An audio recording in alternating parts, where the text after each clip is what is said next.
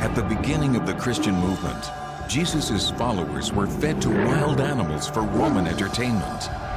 Then, as the story goes, the Roman Emperor Constantine had a vision of the cross, which inspired him to adopt Jesus as his savior.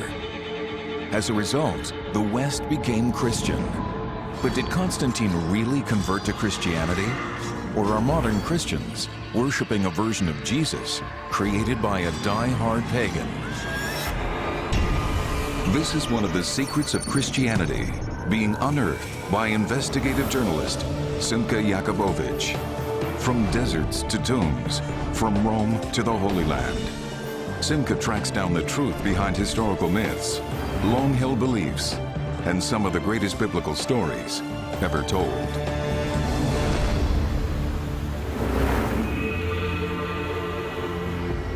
Simka has come to Turkey, to the city of Istanbul. Back in the 4th century AD, Constantine built his new capital here and called it Constantinople. By that point, Constantine had already legalized Christianity. But it's still a matter of controversy whether Constantine himself became a true Christian. I'm underneath modern Istanbul, the city that Constantine built. Until Constantine, some 300 years after the crucifixion, Christianity was essentially an illegal movement.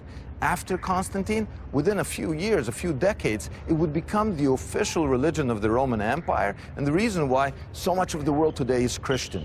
The question is, who was he? And the religion that he created, is it a religion that Jesus would recognize? In the 4th century AD, the Roman Empire was divided into 4 major areas. Each region had its own ruler. But when Constantine's father, who ruled the West, died in York, England in the year 306, his army declared Constantine ruler of the entire Roman Empire. This sparked a bloody struggle to determine who would end up emperor. In the year 312, Constantine was pitted against the general Maxentius, who controlled the central region, including the city of Rome. Their famous struggle for power was depicted 1,200 years later in these frescoes by Renaissance artist Raphael. Based on early Christian sources, Raphael painted these narratives on the Vatican walls. And it's these frescoes that tell us the traditional story of how Constantine converted to Christianity. But there's a much older work of art that tells a different tale. It's called the Arch of Constantine, and Constantine himself had it built here, in the center of Rome, to celebrate his victory over Maxentius. Over 6 stories high, Constantine's arch was erected just 91 meters from the Colosseum, where Christians were once killed for sport. For fear of damage, the Department of Antiquities in Rome hasn't given anyone permission to examine it up close for more than 30 years. Until now. The closest you can get to Constantine is the arch behind me across from the Colosseum. It's Constantine's Victory Arch, and on it he sculpted his narrative. The problem is you can't get close to it. In 30 years, no one has. But now, we're gonna go up and take a look. In his quest to decode the arch, Simka is joined by Constantine expert Elizabeth Marlowe, who has seen the carvings on Constantine's arch only from ground level or in photographs. Until now, she has never seen them up close. Oh my God, look at that. That is so fantastic. Look how big they are. From this elevated perspective, Simka can now see how Constantine wanted his victory over Maxentius depicted in stone for all time. This is amazing. I'm excited It's like a kid. spectacular to be up here. Everyone should see Constantine's arch this way. Constantine's arch depicts the battle between Constantine and Maxentius for strategic control of the Milvian Bridge, just north of Rome. According to the tradition depicted in Raphael's paintings, Constantine's forces were greatly outnumbered. But then, Constantine is said to have had a vision of the cross, followed by a dream of Jesus that changed his life and ours forever. In that moment, Constantine was said to have denounced the Roman paganism that he was brought up with in favor of a newfound belief in Christianity. He ordered his soldiers to paint their shields and banners with the symbol of the cross and led his army to victory. He then went on to convert the entire Roman world to the Christian faith. That's what the Christian tradition tells us. But what does Constantine's arch have to say? In this panel, Constantine's face was deliberately hacked out by a long-forgotten opponent to his legacy. Here, we can still clearly see the defeated Maxentius drowning in the river Tiber. But is there any evidence that Constantine really had a vision of the cross that converted him to Christianity? Who's that guy behind him? That's one of his own men carrying a standard. That's a military standard. No cross there. No cross there. You can't see that from down below. No. I see a shield very clearly. Yes. No cross there. No. No. When we look at the evidence from Constantine's reign itself, the Arch of Constantine really being the best source we have in the years immediately following that battle, there's no trace of Christianity on this monument. No images of Jesus, no crosses, no Christian symbolism anywhere on his arch. Considering his vision, you would think Constantine would be championing Christianity. Is it possible that there was no vision at all? In Constantine's day, emperors had to win over the Roman army. Was the vision invented to win over Christian soldiers? But wait a minute, the Roman army persecuted Christians. It crucified Jesus. There wouldn't have been Christians in the Roman army. Maybe there were. To investigate the possibility of Christians in Constantine's army, Simca travels to northern England, once the outer reaches of the Roman Empire. It's here where Constantine's rise to power began. The area is littered with Roman military forts, like this one, located at Hadrian's Wall on the Scottish border. And it's here that Andrew Burley has found evidence of Christians in the Roman army. Now, what do you make of it? Well, this is not a random thing. This is a very purposeful thing. Now, corresponding with the cross inside the room in this building here, on the section of the wall next door, there are 7 crosses like this one, inserted into the wall, all in one section of wall. To have 7 so close together is very unusual. 3rd century Christian symbols carved into stone, but the same Roman army that crucified Jesus. Evidence that Christians were fighting in Constantine's army, even before Constantine came to power. Winning them over would have been of paramount importance. But were Christian soldiers also serving in his rival Maxentius's army?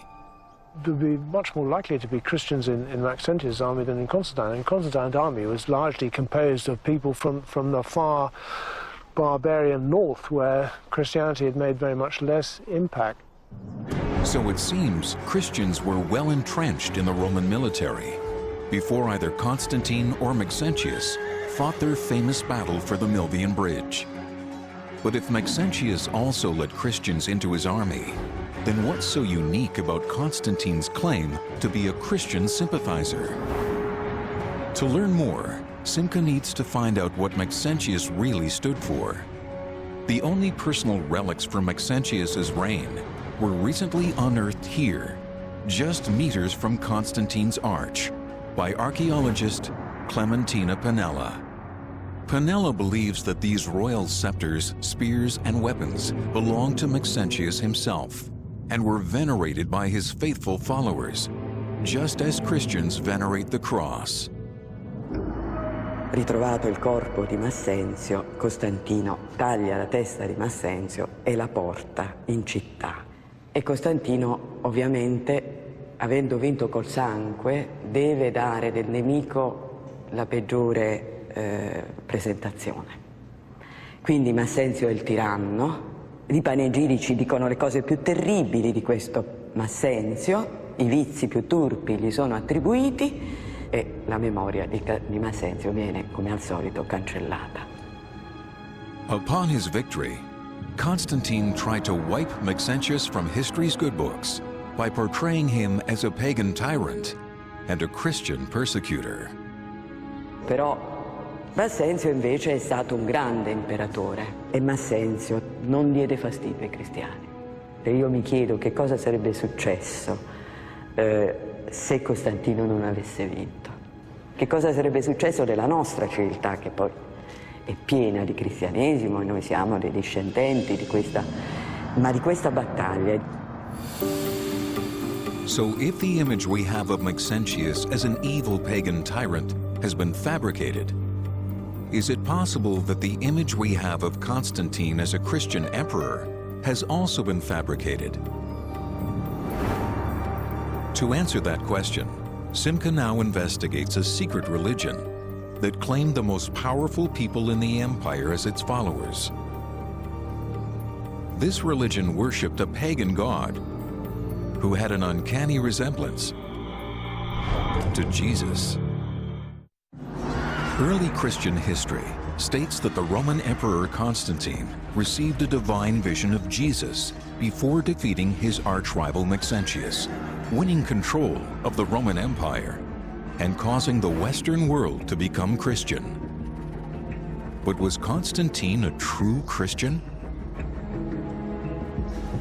The most important statement we have from him is his triumphal arch in Rome.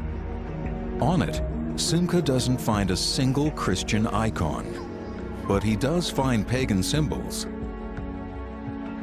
On this panel, Constantine is surrounded by pagan gods, the god of the river Tiber, a winged goddess of victory, and by Roma, goddess of Rome. An archaeological patchwork of pagan symbolism. Compelling evidence that Constantine only adopted Christian ideas to gain favor with Roman soldiers in both his and Maxentius's armies. But winning over common soldiers wasn't enough. To gain control over the entire Roman Empire, Constantine needed the support of the officer corps and the Roman elite. Many members of these classes belonged to a mysterious cult that had been around since before Jesus. That cult was called Mithraism, named after a Mediterranean sun god called Mithras. How did Constantine mobilize both these religions to serve his own ends? Can it be that what appealed to him was a blend of Mithraism and Christianity? Did he fuse the two together to create a super religion that would allow him to gain control over the entire Roman world? Not far from the Roman military fort where Simca has seen evidence of Christian soldiers in Constantine's army, another fort was discovered in 1949 by a French bulldog sniffing for bones. But instead of bones or Christian symbols, this fort revealed a special temple built by Roman officers that were devoted to the pagan god, Mithras. My father's dog, same breed as this one, a French bulldog, was sniffing around and found the middle altar. As you can see, it's very wet here. It was all preserved due to the dampness. Now this is close to the Roman fort? Yes, and it was 500 foot soldiers, and Mithras was for the officers. So that's why it's so small. So the Roman officer class, which Constantine belonged to, secretly worshipped Mithras at this temple. At the exact same time, an increasing number of ordinary Roman soldiers were worshipping Jesus right next door. Mithraism was an elitist and secret religion, practiced only by men.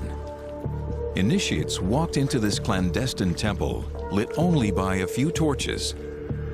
Arriving at the front of the temple, these initiates would have seen an altar to the god Mithras, rays projecting from his head. Lit from behind by candlelight, the halo effect symbolized Mithras' status as a sun god, a striking precursor to the halo that surrounds the head of Jesus. This could be mere coincidence if it weren't for the fact that archaeologists have found the remains of Mithraic temples all over the Roman Empire. And more often than not, those temples were found hidden beneath the world's first Christian churches. To see one of these Mithraiums, Simca now goes to the Santa Prisca Church in Rome. Here, excavators pulled up the floor of the church and discovered one of the largest Mithraic temples ever found. In cavernous, dark rooms like these, the Roman elite would worship in secret. This is amazing. I feel like I'm in the Notre Dame Cathedral of Mithraism. Well, this is a pretty sizable one. The idea is this is a recreation of the primal cave where Mithras commits the sacrifice of the bull, which is the core event in Mithraism. The one source of light in this dark temple illuminates the centerpiece, a bas-relief that depicts the main myth of Mithraic belief. Jutting out from the primordial rock, the sun god Mithras, the son of the sun, slaughters the sacrificial bull. And through the shedding of his blood, the universe is created anew. Essentially what we're seeing is Mithras being seen as the key creator god who makes possible the regeneration of life. And you've got the primordial rock, you know, the cocoon out of which the whole universe is born. Impressive, but it also sounds pretty pagan. And yet, a strange inscription here suggests a more Christian approach. We don't have many inscriptions of Mithras. Right. It's a secret, and they didn't write that much. This is unusual, this place, that it does have a very faded inscription. That is correct. One particular text, the Latin translates as, "And you have saved us through the shedding of the eternal blood." You have saved us through the shedding of the eternal blood. Yes. So here, the central bloodletting Yes. is seen as an act of salvation. Yes, and the key event in the whole nature of cosmic creation and the whole nature of life. Mithras sacrifices the bull and spills its blood, strangely corresponding to the Christian concept of Jesus offering his own blood to save mankind. But the similarities don't end there. A lot of the Mithraic rituals very closely corresponded to what the Christians would do in their worship. The sacred meal that they would participate in is taking the body or the blood of this sacrifice by sharing a meal of bread and wine. Here? Here. So it's communion. It's basically a communion, a Eucharist, and those who partake in this feast will live forever. So just as Christians reenact the Last Supper with Jesus before his death, a form of communion was also practiced here. And just as Jesus died and was resurrected, so was Mithras, which is why at this altar, Mithras is pictured right next to a sculpture of an Egyptian god. And this particular god, if you look carefully at his forehead, you notice that little lock that hangs down there? That actually would signify that he is the reconfiguration of the god Osiris. And Osiris is the dying Exactly. and resurrecting Right. god of the Egyptians. Right. Just like Christians, Mithraeus believed in the concept of resurrection, which may explain why both religions were popular to members of the Roman military. Faced with the daily risk of death, who wouldn't put their faith in the possibility of resurrection and eternal life? But what's most compelling is evidence that Mithras' followers celebrated his holy birth on December 25th, the same day that Christians would later celebrate the birth of Jesus. It was shocking to me when I learned that nobody talked about Jesus' birthday as December 25th, Right. when Jesus was walking the earth. Yes. It was Mithras' birthday. That is correct. And this is because December 25th was, for the Romans, always a traditional important holiday, the Feast of the Saturnalia, which went on for 12 days. And everybody was expected to give presents during Oh my that time goodness. period. And So suddenly 12 days, gift-giving, December 25th. and a lot of these symbols do find their way into Christian iconography. As it turns out, Mithraism is embedded in the Gospels themselves through the story of the three wise men. At the Church of St. Apollinare Nuovo in Ravenna, Italy, the iconography is still Mithraic. Here we have the three wise men, also known as the Magi. This is the scene as recounted at the birth of Christ, that these three wise men are bringing these gifts to the Christ child. And the hats that they're wearing, in Greco-Roman art, this sort of became the standard hat that would be used in their artwork to denote somebody who's an Easterner. But these hats weren't worn by just any non-Christian from the East. Called Phrygian caps, they were the official hats of the Mithraic priesthood, also known as the Magi. Even Mithras is depicted wearing the same style of hat. And although there are no Christian symbols on the Arch of Constantine, the arch is literally ringed by 8 Magi-looking figures wearing the Phrygian hats of the Mithraic priesthood. But if Constantine was the worshiper of a sun god, how could he have championed Christianity? Unless he created a new version of Christianity, partially fashioned in the image of Mithraism. To do that, he would have had to convince Christians that he was one of them, while in reality supporting the introduction of pagan ideas into their faith. And to do that, I believe Constantine needed the help of someone working on the inside of the early Christian church. Constantine is known to history as the emperor who converted the Roman Empire to the teachings of Jesus. But the Arch of Constantine has no Christian symbolism on it whatsoever. And evidence found beneath the first Christian churches suggests that Constantine fused Mithraism with Christianity to win the patronage of the powerful Roman elite. But this leaves one problem. How could Constantine get true Christians to go along with his version of their faith? And what about the founding fathers of the church? After years of persecution, of worshiping in secret, surely they wouldn't let Constantine manipulate their religion for his gain. Or would they? There's compelling evidence to suggest that Constantine's vision was a postscript to what really happened at the Milvian Bridge.